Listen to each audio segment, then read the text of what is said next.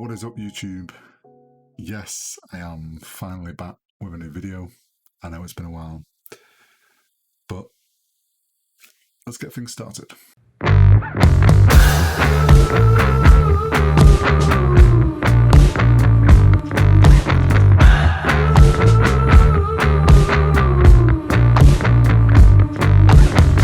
So, NFTs.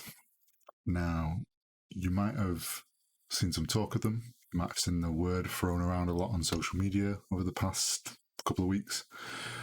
You might have even seen some of your favourite artists releasing their first NFTs. I mean, even I'm about to be dropping my first NFT collection, but more details on that at the end. The main question you're probably asking is, what is an NFT? So NFT stands for non-fungible token, but I realize that doesn't really answer your question. Well, an NFT contains distinguishable information that makes them both distinct from any other NFT, but also very easily verifiable. So each NFT is one of one, meaning unlike cryptocurrencies, they can't be directly exchanged with each other. NFTs can't do that because each one is unique. Think of it as a certificate of authenticity, but for the digital world. Okay, so what's the difference between NFTs and CryptoArt? Another word that's been floating around. It kind of isn't. In a way, they're the same thing, just CryptoArt is more the name that's being given to the artwork being produced at the moment, maybe even you could say to the art movement.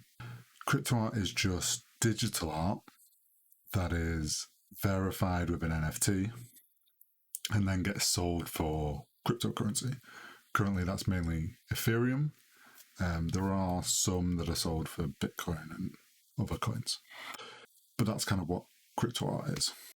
Okay, so how does an NFT add that value to this digital art, you might ask? Well, to answer that, let's look at how traditional art has value. So let's take the Mona Lisa. Everyone knows that painting, world famous painting. It's quite easy to go and visit. You can go and see, go take a photo of it on your phone, post it on social media. Cool.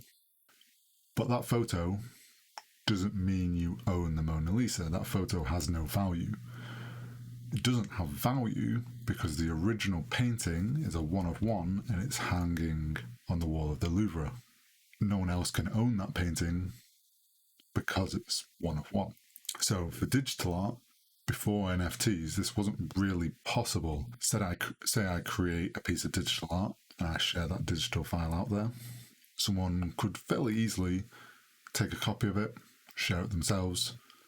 Someone else could then take a copy of it and share it themselves, so on. Suddenly that one of one is part of multiple and owned by multiple people. Because of that, it then holds little to no value. But that's where NFTs now come in. So NFTs, I could create that same digital art file. This time I could mint it with an NFT, meaning that NFT and that digital file are connected. They live on the Ethereum blockchain. Someone could then go online, search up that NFT, can verify that it's that file, can see when it was minted, can see its exchange history, etc. That then makes that digital file a one of one.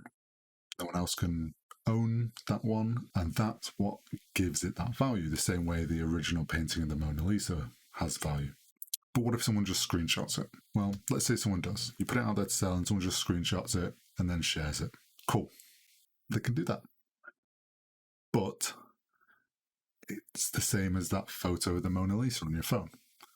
You have a photo of the Mona Lisa that has no value. They have a screenshot of my original digital art that has no value. Without the NFT, it has no value. So that's kind of how that works. NFTs allow digital files to become a one of one. Okay, so finally, where's all this art being sold? All this talk of NFTs, people making money. Where can you buy this crypto art? Well, there's multiple platforms. and there's more cropping up every day, it feels like. So I'll leave links to all the main ones that I can think of and that I know of. But the one that I'm using currently is Rarible. Now, I'm just going to say this now. This video isn't sponsored in any way by Rarible or whatever, just to cover myself. But Rarible is the one that I use. So Rarible is one of the most open platforms. Anyone can buy and sell on there, which is great for new artists and for people to try and get into the scene. But what this does mean is the marketplace is full with a wide spectrum of art and different quality of art and different types of art. Now, obviously, some of it on there probably to some people is definitely not worth the value that it's being sold for, and some is maybe undervalued. And some of it probably people don't even see why anyone would want to buy. But that's kind of the perks of having this like open platform, is you get such a wide spectrum that kind of lets you see where the market's going, where the market lies, and how this is kind of all just evolving. So that's kind of why I use Rarible. It's why I think it's a good place for someone to start, because it gives them like really inside look of everything that's going on. Now, there are some other platforms. A lot of those are you can buy on, but to sell, it is a invite only, which just allows them to be more careful about the quality of work and quality of artwork that's being sold on their platforms, which, understandable enough, is what a platform probably will do. But there's a range of things. It kind of sums up what CryptoArt is.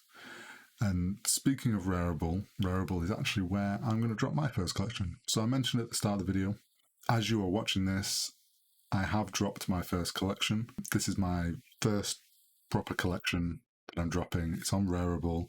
It's called the Cube Series 1. 5 different pieces of artwork. There's going to be 50 copies of each. So one thing you can do with NFTs is you can mint multiple copies, so then you can own one of 50. So I'd obviously love it if you went and check them out. And if you decide to pick one up, I'd love that too. Let me know on Twitter. Links to my Twitter and socials are below. Let me know if you grab one. Share it with me. I'd love to see who's picking up my artwork, who's collecting them. But hopefully this video has helped. Hopefully this video has given you a quick overview of what NFTs are, giving you a better understanding of why everyone's raving about NFTs. And if you have any more questions, leave them in the comments below. I'll make sure to check them out. If you haven't already, hit that like button and hit that subscribe button, as I am going to be dropping more videos again now, so you don't want to miss when the next one is. I'll catch you in the next video.